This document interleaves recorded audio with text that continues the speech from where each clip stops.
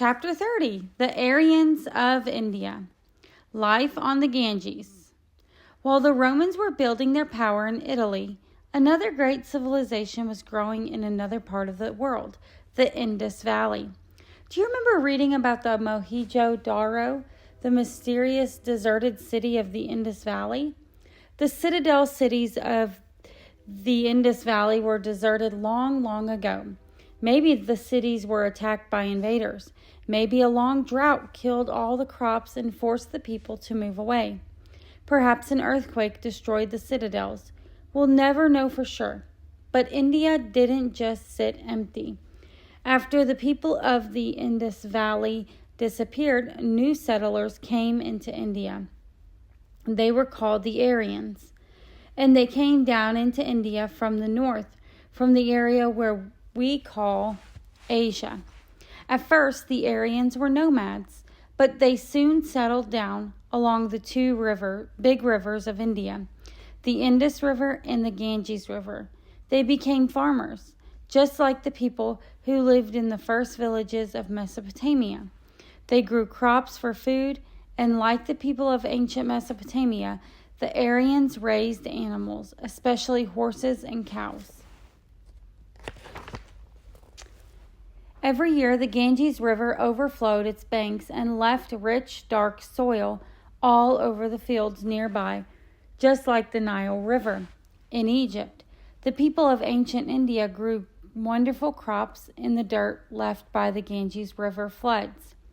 They grew wheat like the Mesopotamians and rice like the Chinese. Without the Ganges River, the people of India wouldn't have been able to survive. They believed that the river had been provided by their chief god Shiva, the god of life. Here is a story that the people of ancient India told about Shiva and the Ganges.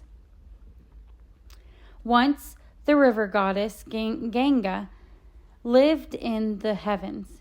She never came down to earth at all. Instead, she danced through the skies, bringing water to all who lived in the clouds, but ignoring the ground down below. The good king of India, King Bhagirath, grew more and more worried. How could his people survive without water? Surely Ganga would come down from the heavens and bring water to the people who lived on earth. But Ganga refused to come down. She stayed up in the skies with her water, and the people of India were thirsty. So King Bhagirath called to Shiva, the god of life. "Shiva," he cried, "we are dying of thirst. Please send Ganga to earth for us." When Shiva heard Bhagirath's cry, he called Ganga to his throne. "Ganga," he said, "the people of earth are thirsty. You must go down to the earth and take water to them." Ganga refused. "I will not," she said. "I will stay here in the skies, my favorite place to be. Let the people of the earth take care of themselves." "But I command you," Shiva answered, "and you must obey me." At that, Ganga became furious. "Go to earth?" she yelled. I'll go to earth all right and drown everyone on it."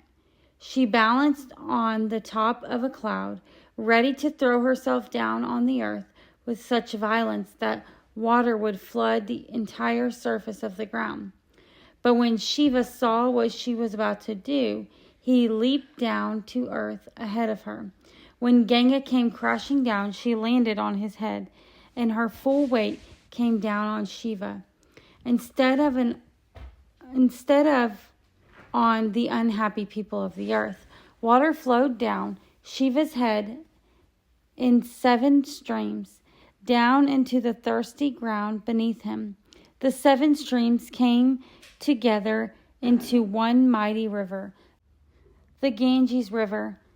And the Ganges River brought life and plenty to all the people who lived along its banks.